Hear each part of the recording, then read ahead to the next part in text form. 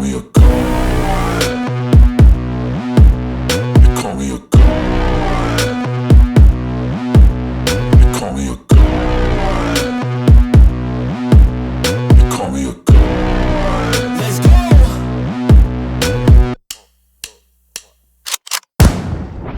They call me a god.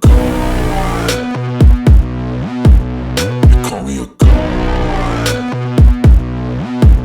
They call me a god. They call me a god. Merhaba arkadaşlar, ben Forseti. Football Manager 2024 oyununun yeni bir videosuyla karşınızdayım. Bugün farklı bir video olacak. Football Manager 2024'te bir test ligi oluşturdum. Bu ligi neden oluşturdum? Bu ligi çeşitli oyundaki bazı özellikleri test etmek için oluşturdum. Bazı oyuncu yeteneklerini ya da işte bazı oyuncu rollerini bu ligde test edeceğim. Ve bunların test sonuçlarını kanalımda paylaşacağım sizinle birlikte. 10 takımdan oluşan bir test ligi bu. Senegal'de oluşturdum bu ligi. Senegal'de oyunda normal database'de Senegal'de bir oynanabilir lig yok. Senegal'de 10 takımlık bir lig oluşturdum ben de. Kendi oynayabilmem için. Bu ligden herhangi bir düşme ya da şampiyon olan takımın başka bir üst lige yükselmesi gibi bir durum söz konusu değil. Bu ligde oynayan takımlar herhangi bir farklı uluslararası turnuvada oynamıyorlar. Aynı zamanda farklı bir kupada falan mücadele etmiyorlar. Sezonda sadece bu lig içinde maçlar yapıyorlar. O yüzden testlerimizi etkileyecek başka bir yerde futbol oynamıyorlar. Oyuncular başka bir yere gitmiyor. Sadece buradaki maçlarda oynuyorlar. 18 maçtan oluşan bir lig. Her takım birbiriyle 2 kez oynuyor işte standart bir şekilde. Oyunda herhangi bir şekilde takımlar oyuncularını oynatamama gibi bir durum olmasın diye sarı kart cezalarını kaldırdım. Oyundan kaldırılabilecek, database'den kaldırılabilecek bütün sakatlıkları kaldırdım. Sezon içinde sakatlık hemen hemen hiç yaşanmıyor. Bir sezonda bir takımdan bir tane oyuncu falan yine sakatlanabiliyor ama çok hemen testi etkileyecek şeyler olmuyor. İşte kırmızı kart görülebiliyor tabii ki doğal olarak.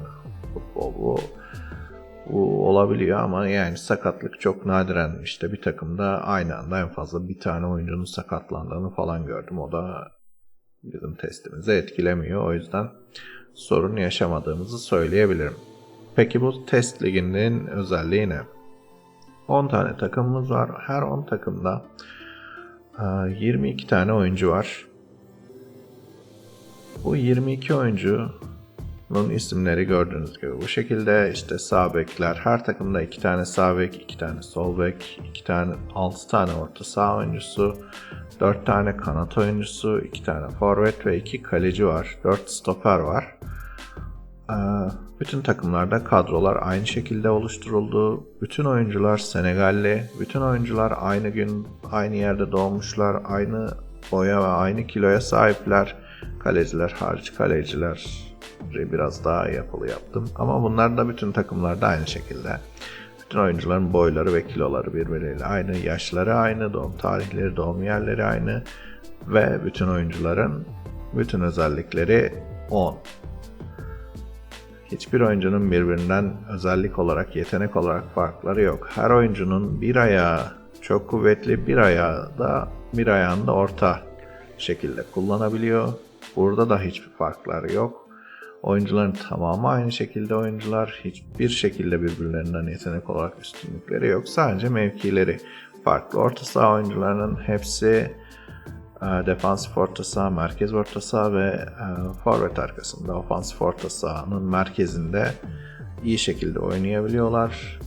4 tane kanat oyuncusunun her birisi sağ ve sol kanatta eşit şekilde iyi oynayabiliyor. Forvet ve forvet arkasında da gerektiğinde kullanılabilecek şekildeler. Sağ beklerin her ikisi de sağda ve solda oynayabiliyor. Solda işte başarılı asıl mevkileri sağ bek. Sol beklerde tam tersi. Yine stoperlerin 4 tane stoperimiz var. Bunlar da sağ sol bekte gerektiğinde oynatılabilecek oyuncular.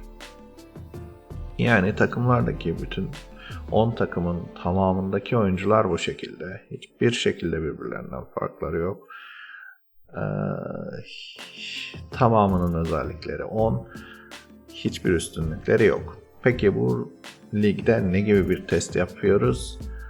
Ne yapmayı amaçladım? Burada öncelikle her testte belli oyuncularda yetenek farklılıkları ortaya çıkaracağım ya da işte rolleri farklılaştırıp sezonları simüle ettireceğim.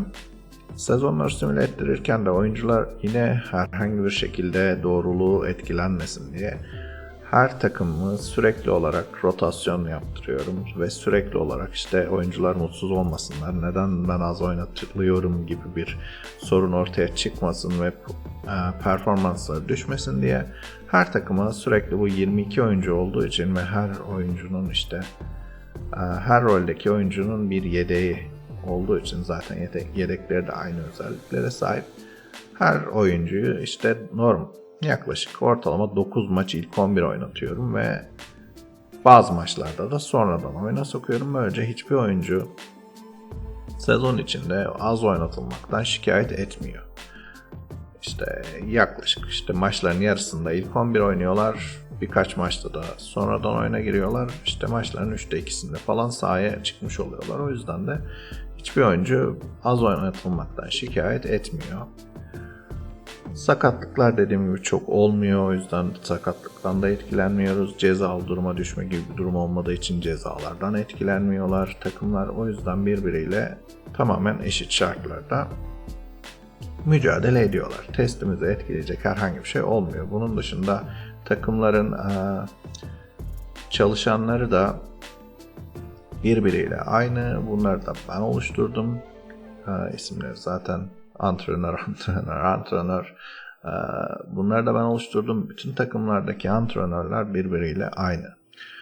Oyuncuları neden 29 yaşında yaptım onu da hemen anlatayım. Oyuncular 29 yaşında çünkü Football Manager'da bildiğiniz gibi işte genç oyuncu olduğunda sezon içinde antrenmanlarla ve tecrübe kazandıkça oyuncuların yeteneklerinde artışlar olabiliyor.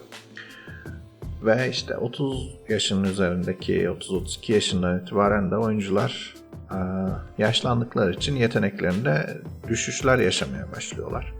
29 yaş oyuncuların her pozisyon için mevkilerinde en iyi dönemlerini yaşadıkları yaşlardan bir tanesi. Ne henüz yaşlanmış durumdalar ne de genç olup yeteneklerini geliştirebilecek yaştalar, artık o yaşlarını geçmişler ama yaşlı denebilecek yaşa da gelmemişler. O yüzden de sezon içinde oyuncuların yeteneklerinde bir artış ya da azalış olmamasını istedim. Bunu da 29 yaş ideal bir yaş olarak düşündüm.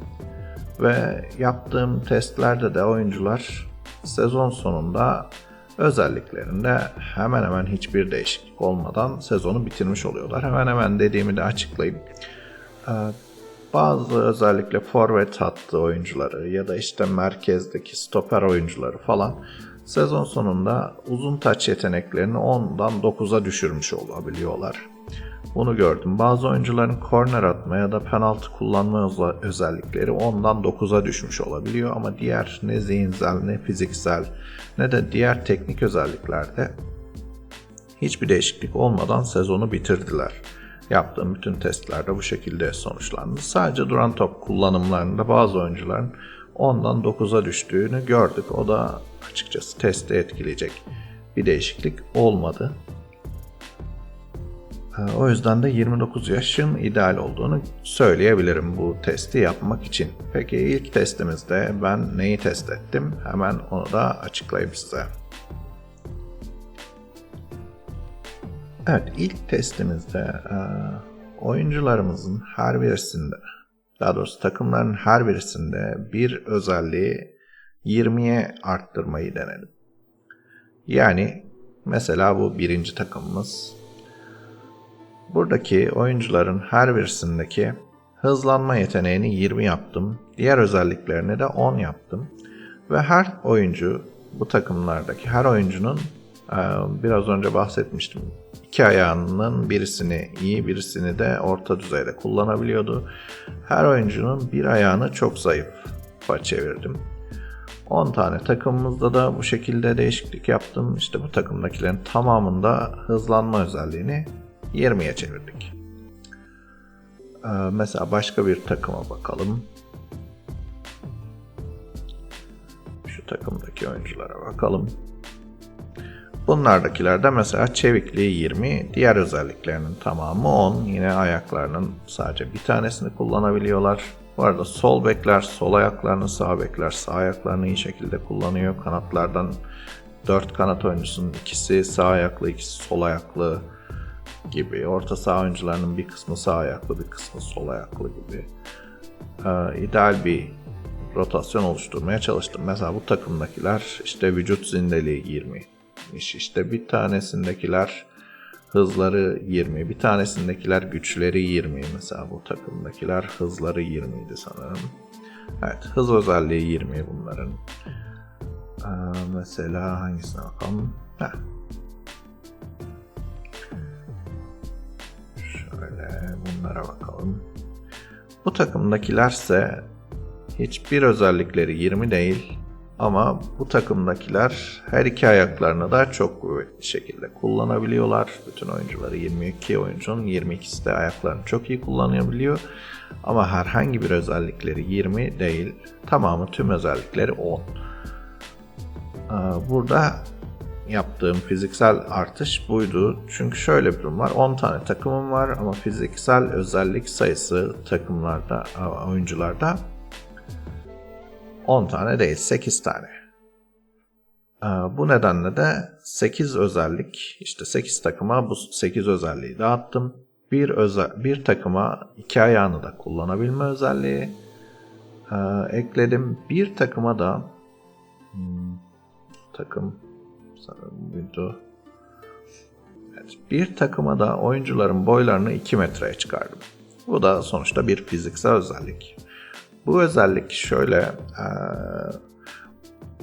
buradaki özelliklerin herhangi birisini artırırsanız ya da azaltırsanız ya da oyuncunun iki ayağını birden kullanabilmesini, ayaklarını iyi kullanabilmesini sağlarsanız oyuncunun mevcut yeteneği artıyor. Ama boyunu 2 metre yapmak ya da 1.50 yapmak oyuncunun mevcut yeteneğinde artışa ya da azalışa sebep olmuyor. Ama bu özelliğin artıp azalmasının oyuncunun yeteneğinde, oyuncunun maç içerisinde, oyun içerisinde yapabildiklerini değiştirip değiştirilmediğini de kontrol etmek istedim. Bir tanesi de böyle bir kontrol takımı olsun diye düşündüm.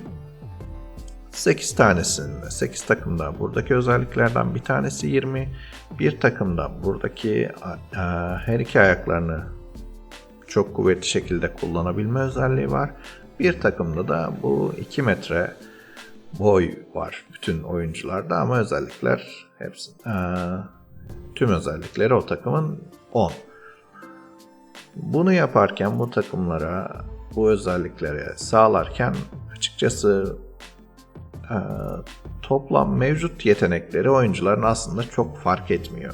Yani bunlardan işte gücü 20 de yapsanız ya da dengeyi 20 yapsanız takımların mevcut yetenekleri o kadar fark etmiyor. Ya da işte sol ayak, sağ ayaklı, iki ayağını birden çok iyi kullanan bir takım olduğunda yine buradaki bir özelliğini 20 yapmışsınız gibi mevcut yeteneği o kadar büyük fark etmiyor. Sadece boyu uzun olan takımın mevcut yeteneği diğerlerinden ciddi oranda düşüktü.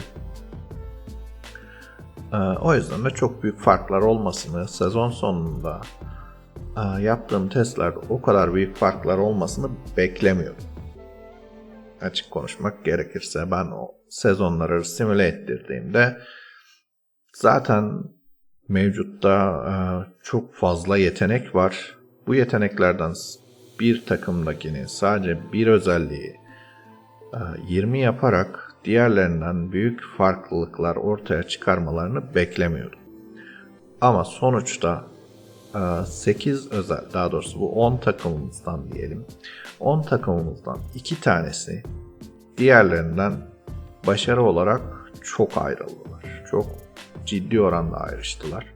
Bunu da videonun sonunda zaten her takımın başarı durumunu size göstereceğim. Videonun sonunda hangi özellikler olduğunu söyleyeceğim.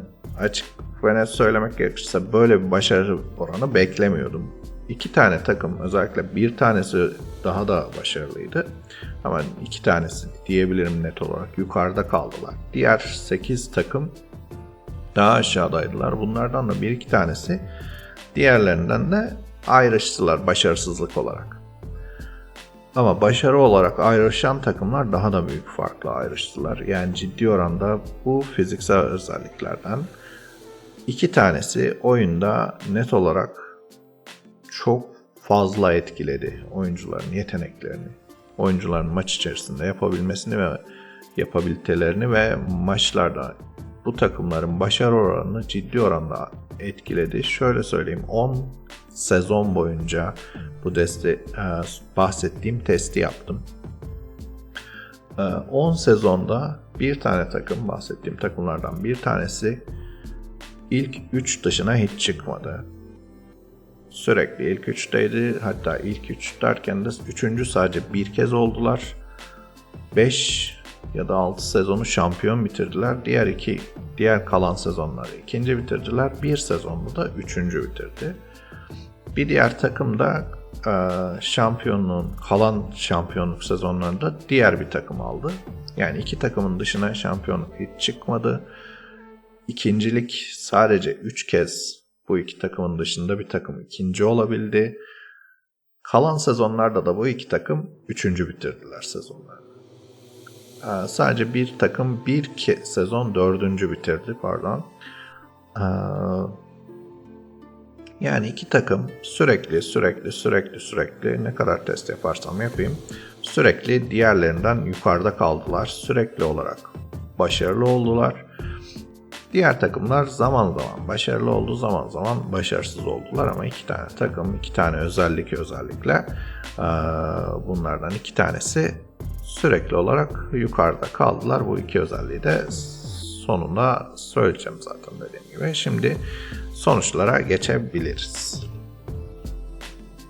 Evet, testimizin en başarısız takımıyla başlayacağım. En başarısız takımımız bu takım oldu. Test takımı 5. Bu takım, bu arada şunu da söylemedim sanırım ama bütün takımlar aynı taktiksel diziliş ve bütün taktik özellikleri birbirinin tamamının aynı şekilde, yani herhangi bir şekilde taktik farklılıkları yok. O yüzden orada da bir ayrışma durumu olmadı. Bütün taktikler, bütün dizilişler, bütün oyuncu rolleri aynı. Buradaki taktiksel yapı aynı. Zaten taktiği de herhangi bir şekilde kendim oluşturmadım. Sadece şuradaki işte Gegenpress taktiğini seçtim. Hangi taktiği de seçtiğimi söyleyeyim. 4-3-3. En baştaki 4-3-3'ü kabul edip hiçbir şekilde rollerde ya da işte oyuncuların topa sahipken, geçiş oyununda top rakipteyken yaptıklarını değiştirmedim. Oyunculara özel bir rol vermedim. Direkt default ne geliyorsa o taktikle oynadım. Bütün takımlar için aynı şekildeydi. Oyunun verdiği standart dizilişi kullandım diyebiliriz tamamen. Evet, şimdi ilk takımımızın şeyine bakalım. En başarısız takımımıza şöyle bir bakalım. Bu en başarısız özelliğimiz ne olmuş bu testimizde ve ne şekilde bir puan almış, sonuçları ne olmuş bakalım. Evet. En başarısız takımımız denge özelliği 20 olan takımdı. Diğer özellikleri 10, dengesi 20 olan takımdı. Bu takım 10 sezon simüle ettiğimizde 4 sezon boyunca ligi son sırada tamamladı. Bir kez ya da 2 kez ligi 9. sırada bitirdi. En başarılı olduğu 5. sıranın üstüne çıkabildiği sadece tek bir sezon vardı. Onda da 3. sırada bitirdiler. Toplamda da bu takım sezonda ortalama 18.3 puan alabilmişler. Sezonlarda ortalama 18 maç üzerinden değerlendirirsek işte maç başına ortalama 1 puan gibi bir puan almışlar. bütün 10 sezonun ortalamasında dediğim gibi bir sezon başarılı oldular ve 3. bitirdiler. O sezonun dışındaki sezonlarda daha da bu puanlar düşüyor. O sezon 32 puan almış bu takım. Cidden ortalamasını yükseltti. O sezon haricindeki ortalaması genelde 16 puan gibi bir ortalamaya sahipler. Ligin en son sırasındaki takımımız bu. Evet, ikinci takımımız, en başarısız ikinci takımımıza bakıyoruz. Bu en başarısız ikinci takımımızın özelliklerine baktığınızda zaten herhangi bir özelliklerinde artış olmadığını görüyorsunuz. Bu takımın özelliği iki ayağında çok kuvvetli şekilde kullanabilme özelliğidir. Bu takımdaki oyuncuların tamamı ayaklarını her iki ayağında çok kuvvetli şekilde kullanabiliyorlar. Bu takımın özelliği olarak bu iki ayağını kullanabilmeyi verdiğimde özelliklerin mevcut yetenekleri aslında ciddi oranda artıyor. Yani oyundaki bir oyuncuya hem sol ayak hem sağ ayak özelliğini 20 verdiğinizde mevcut yeteneği 15 puana kadar artabildiğini gördüm. Özellikle forvet oyuncularının mevcut yeteneklerinin 15 puan civarında arttığını, işte kanat hücumcuları için de aynı şey söylenebilir. Stoperlerin de 10 puan civarında artıyor mevcut yetenekleri. Bu ayaklarını iki ayağında 20 puan üzerinden kullanabildiğinde şeye göre, yani bir ayağını 1 puanlık kullanabiliyorsa, bir ayağını 20 puanlık kullanabiliyorsa o oyuncu diyelim ki 80 mevcut yeteneğe sahip. İki ayağını da 20 yaptığınızda 90-95 aralığına çıkıyor pozisyonuna göre. Forvetler için bu 95'e falan çıkabiliyor. İşte stoperler için 90 civarına. Yine orta sahalar 88-90 gibi falan bir puan alıyorlar.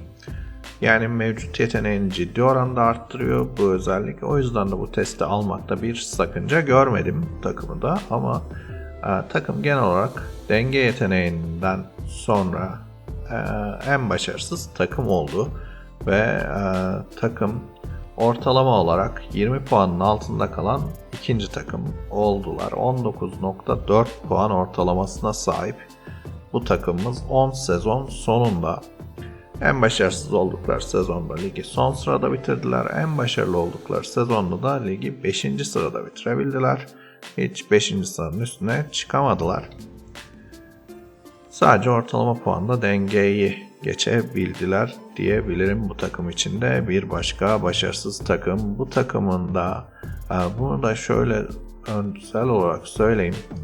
Bu özelliğin kötü bir özellik olduğunu düşünmüyorum ama yani iki ayağını kullanabilmek aslında oyunda özellikle forvetler için çok değerli bir özellik olduğunu düşünüyorum ama scout raporları ya da antrenör raporlarındaki yıldızları ciddi oranda arttırıyor bu özellik. Ama oyundaki başarıyı o kadar etkilemiyormuş gibi geldi bu sonuç sonrasında açıkçası. Yani iki ayağını kullanabilme özelliği mevcut yeteneğini ciddi oranda arttırsa da bu takımın mevcut yeteneği diğer takımların içinde hemen hemen en yükseğiydi sanırım. Ama oyundaki başarıyı o kadar da etkilemiyor gibi görünüyor şu anda. En azından bu testin sonucunda öyle göründü ve hiçbir testimizde, 10 sezonluk testimizin hiçbirisinde bu takım başarılı olamadı diyebilirim. Evet, bir sonraki takımımıza geçebiliriz. Evet, en başarısız 3. takımımıza geçiyoruz. En başarısız 3. takımımız test takımı 7. Bu takımımızın özelliğine baktığımız zaman vücut zindeliğinin 20 olan takım olduğunu görüyoruz. Diğer özelliklerinin 10 olduğunu görüyoruz. Bu takımımız normalde ortalama olarak 8. oldu. Ortalama puanları da 20.6 oldu sezonluk ortalama puanları. 18 haftalık sezondaki ortalama puanı 20.6 oldu. Açıkçası vücut zindeliğinin bu testte başarısız olmasını bekliyordum. Başarısız özelliklerden bir tanesi olmasını bekliyordum. Beklediğim gibi de başarısız oldular.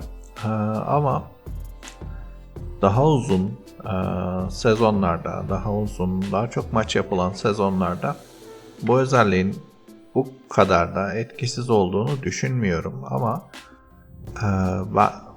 böyle tek sezonluk bir şeyde ve daha az maç yapılan bu şekildeki bir sezonda bu özellik başarısız olabiliyor doğal olarak ama uzun vadede bu özelliğin de o kadar etkisiz bir özellik olduğunu düşünmediğimi söyleyebilirim ama bu testte bu takım çok da başarılı olamadı. En başarılı oldukları sezonu 4. bitirdiler bu takım. En başarısız oldukları sezonda da ligi son sırada tamamladılar. Evet, diğer takımımıza geçebiliriz.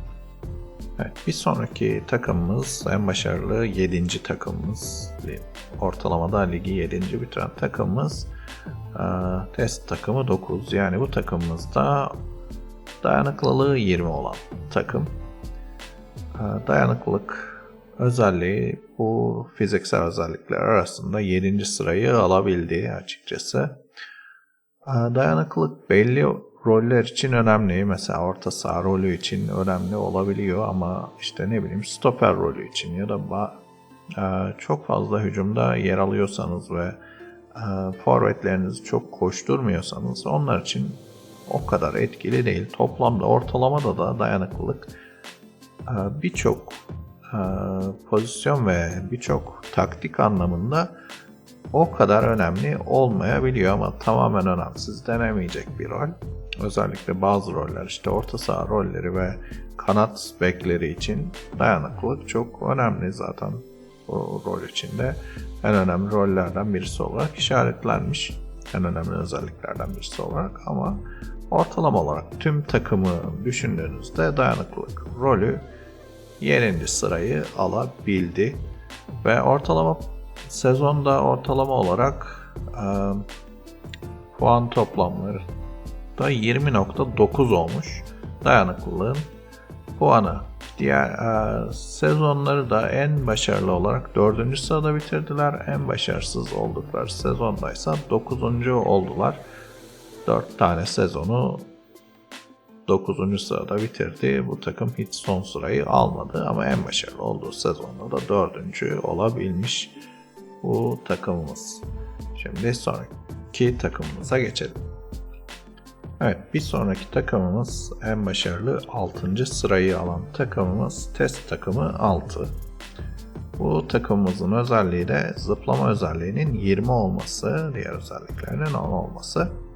Evet, zıplama özelliğinin 20 olması o takımı çok başarılı kılar mı bilmiyorum ama bazı rollerde özellikle stoper ve forvet rollerinde zıplama yeteneği önemli. Kafa vuruşlarında işte kornerlerden falan gelen toplara gol atmakta ve işte stoperler için karşılamakta etkili bir özellik ve defans orta sahalar için de zaman zaman önemli olabilecek bir özellik.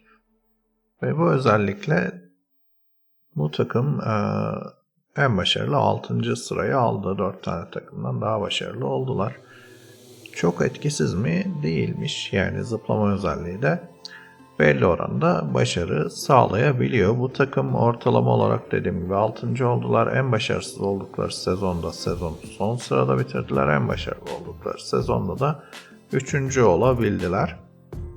Ortalama olarak da 22.2 puan aldı bu takım. Ortalama bir takım oldu gerçekten. Ortalama bir özellik oldu. Zıplama özelliği de. Ve bir sonraki takımımıza geçebiliriz. Evet, bir sonraki takımımız en başarılı 5. takım olan bu takımımız test takımı 4. Bu takımın özelliği ne? Bu takımın özelliği aslında bütün özelliklerinin 10 olması. Ayaklarının da sadece bir tanesini kullanabiliyorlar ama bu takımdaki bütün oyuncular 2 metre boyunda. Evet, bu takıma verdiğimiz tek ekstra özellik buydu, boylarını arttırmaktı. Bu özelliği arttırmak aslında oyuncunun mevcut yeteneğini hiçbir şekilde arttırmıyor.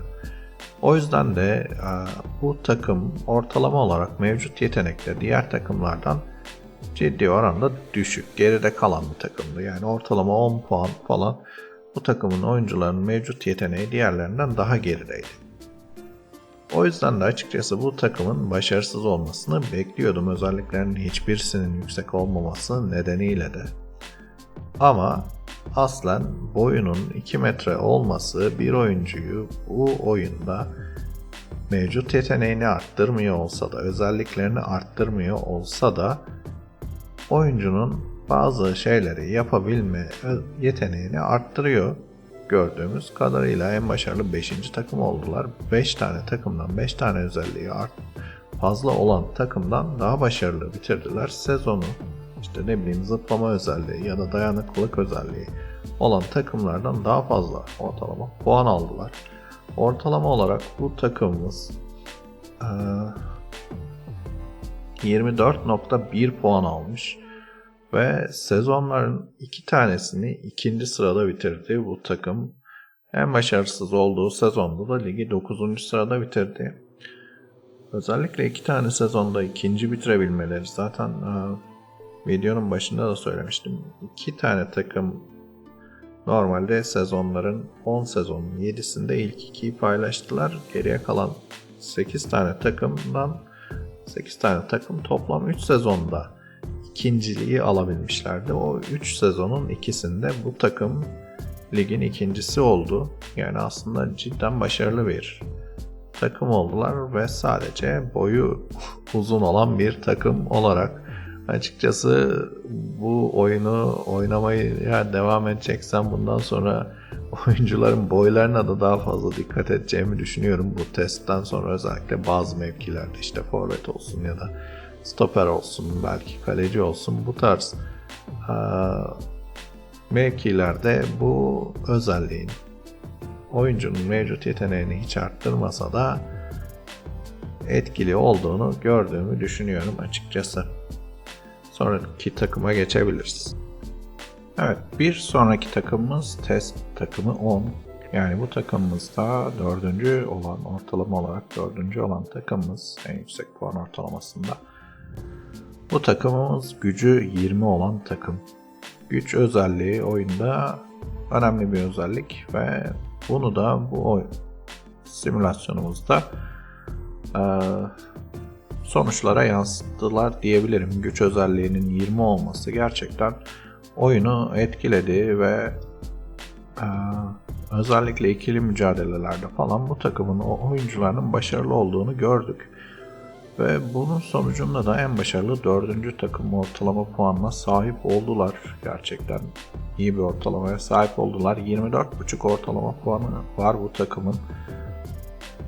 En başarılı oldukları sezonda 2. sırayı aldılar ki işte 2. sırayı alabilen nadir takımlarımızdan bir tanesi. Zaten 2. sırayı ilk 2'deki takım haricinde alabilen 2 takımdan bir tanesi de buydu. En başarısız oldukları sezonda da sadece bir sezon sanırım 9. oldular. Genel itibariyle başarılı bir takım oldu. Özellikle orta saha oyuncularında, stoperlerde, forvetlerde, yani kanatlar haricindeki oyuncularda güç özelliği oyunda etkili ve işe yarayan bir özellik. Bunu da bu simülasyonda test edip görmüş olduk. Bence başarılı bir özellik. Bu özellik, bunu da oyuncularınızı seçerken kullanabilirsiniz diye düşünüyorum.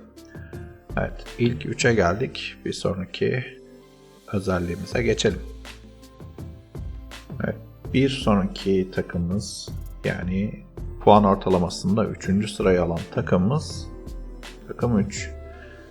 Bu takımın özelliği çevikliğinin 20 olması. Çeviklik oyundaki etkili oyun özelliklerden bir tanesi, özellikle kanatlar ve forvetler için çok değerli bir özellik ve bu özellikten cidden yararlandıklarını gördüm. Ve bu takımımızda 10 tane test simüle ettiğimizde, ligi 10 kez simüle ettiğimizde bir sezon 10. oldu ama onun dışında genelde ilk 5'te yer aldılar ve ortalama olarak da işte ligi 4. falan bitirdiler. Ama toplamda da toplam puan ortalamasına baktığımızda da ilk 3. sırayı almış oldular. İlk iki özellikten sonraki en başarılı özellik oldu. Çeviklik özelliği oyunda etkili olan fiziksel özelliklerden bir tanesi olduğunu gördük. Ortalama puan olarak 25.4 puan aldılar bu takımımız. Evet, artık son iki ve gerçekten diğerlerinden çok daha başarılı olan diğer iki özelliğimize geçebilir. Evet, son iki özelliğimiz dediğim gibi diğerlerine göre çok daha ortalama puan olarak yüksek puan alan iki tane takımımız vardı. Bu takımların özelliklerini de artık beraber anlatacağım. Bu iki takım zaten bu ortalama bir sezonun sonu. Herhangi bir sezonun sonunu açtım. Ve bu sezon sonunda da 18 haftada, mesela yukarıdaki takımı görüyorsunuz. 18 haftayı 15 galibiyet, 1 beraberlik ve 2 yenilgiyle tamamlamış. Bu 2 yenilginin bir tanesini zaten en başarılı olan diğer takımlardan birisine karşı almış. Önce daha alttaki takımı söyleyeyim. Alttaki takımımız hızlanması 20 olan takım. En başarılı ikinci takımımız hızlanması 20 olan takım ve ortalama puanı 37.1. Videoda şuralarda bir yerde göreceksiniz. Diğer takımları liste olarak her takım puanını göreceksiniz. Orada gördüğünüz gibi 3. en başarılı takımın puan ortalaması 25.4. Bu takımın puan ortalaması ise 37.1. Arada cidden çok büyük bir fark var. Ve normalde işte sezonun sonunu da burada gösteriyorum. Yani ilk şampiyon olan takım 46 puan alıyor, ikinci 35, üçüncü 28 puanla kalmış. Ve sadece tek bir özelliğini değiştirerek bu farkı elde ediyoruz ve doğal olarak bu iki özellik, buradaki hızlanma ve asıl en başarılı olan özelliğimiz de hız. Oyunda evet, hız ve hızlanma diğer bütün fiziksel özelliklere göre oyuncuları çok daha fazla etkiliyor. Takımın başarısını da, oyuncuları da, her şeyi çok daha fazla etkiliyor ve hız takımının ortalama bir sezonda aldığı puan 39.7.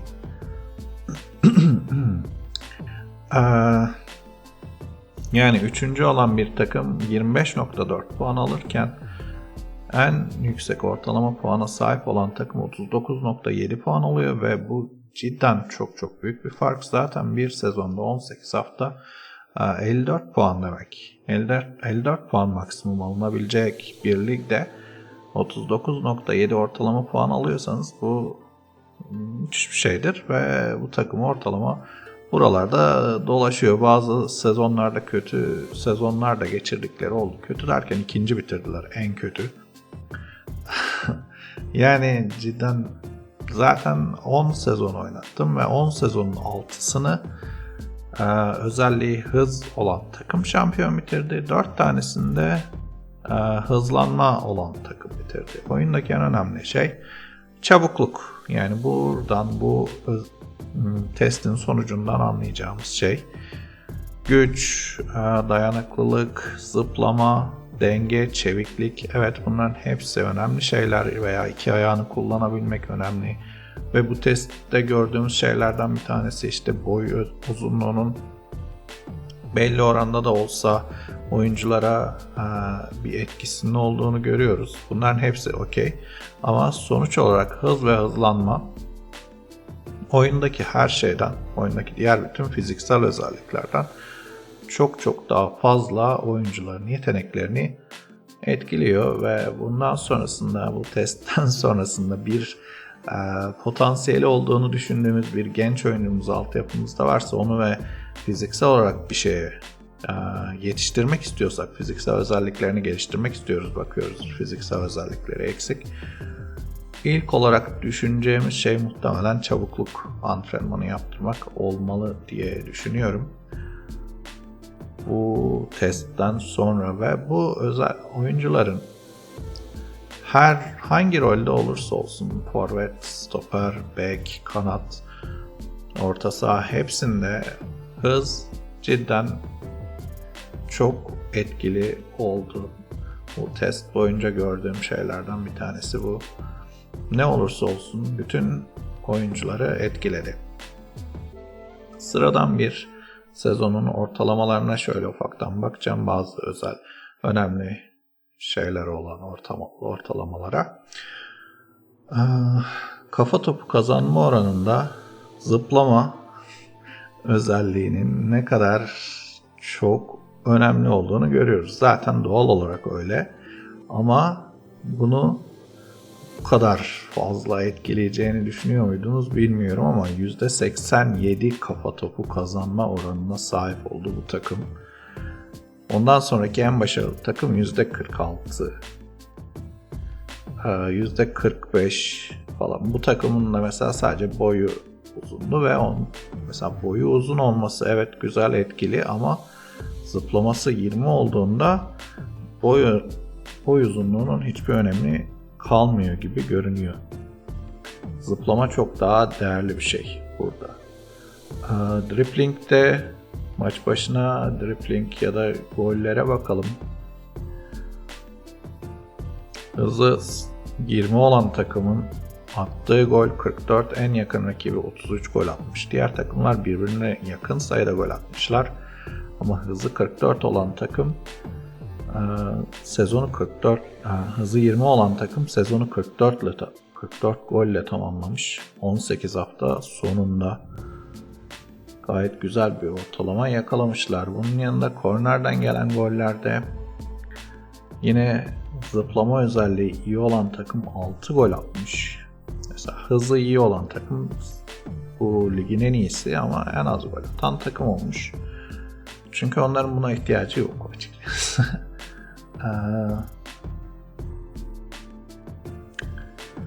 Mesela isabetli paslarda da başarısız olmuşlar. İşte isabetli pas sayısında aynı taktiksel özellikleri vermeme rağmen bu takım çok daha az pas yapıyor. Çünkü driplingleri çok daha güçlü ve çok daha hızlılar. Birebir de çok daha fazla geçebiliyorlar. O yüzden de pas yapma ihtiyacı daha az duyan bir takım olduğunu görüyoruz. Daha az isabetli pas yapıyorlar ama daha çok gol atıyorlar. Daha çok gol pozisyonuna giriyorlar. Aynı taktiksel özelliklere sahip olmalarına rağmen ve üstelik ortalama topa sahip olmaları da son sırada bu takım. Bu da ilginç aslında. Daha çok dribbling yapıp daha çok gole yönelmeye çalışıyor. Hızı yüksek olan oyuncular birebir de geçmeye çalışıyorlar. Sizin verdiğiniz talimatlar birebir aynı olmasına, taktiksel anlayış birebir aynı olmasına rağmen oyuncular kendi özelliklerine göre burada farklı davranabiliyorlar gördüğünüz kadarıyla. Onun dışında bahsetmek istediğim başka bir şey var mıydı diye düşünüyorum. Hızlı ve hızlanması iyi olan takımların bir başka önemli, başarılı olduğu şey de buydu. Bütün sezonlarda bunu gördüm. Bütün sezonlarda, 10 sezonun 10'unda da test 8 ve test 1 takımı pas arasında en fazla pas arası yapan ilk iki takım oldular. 10 sezonun 10'unda da ilk ikiyi hiç kaptırmadılar. Bu da doğal olarak çabukluklarıyla alakalı, paslara, rakibin paslarına daha çabuk tepki verebilmeleriyle alakalı doğal olarak.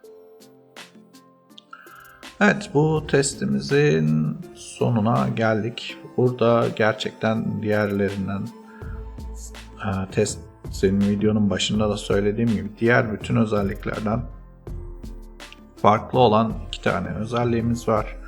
Her şeyden çok daha fazla etkiliyorlar. Oyunda bir oyuncunun yeteneğini, hız ve hızlanma en fazla etkileyen özellikler diye düşünüyorum. Bunu da net olarak bu testte görmüş olduk fiziksel özellik açısından. Bu arada ben fiziksel özelliklerin oyunda genel olarak teknik özelliklerden daha fazla oyuncunun yeteneğini etkilediğini düşünüyorum.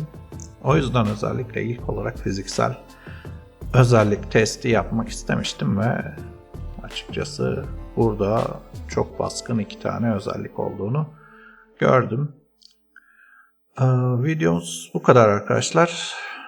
Umarım güzel bir test olmuştur ve dediğim gibi bu testlerin devam etmesini isterseniz bana abone olarak ve işte bu videonun altına yorum yaparak ve bu testlerden başka testlerin gelmesini isterseniz bu videonun altına görüşlerinizi yazarak, istediğiniz yapılmasını isteyebileceğiniz testleri yazarak destek olabilirsiniz.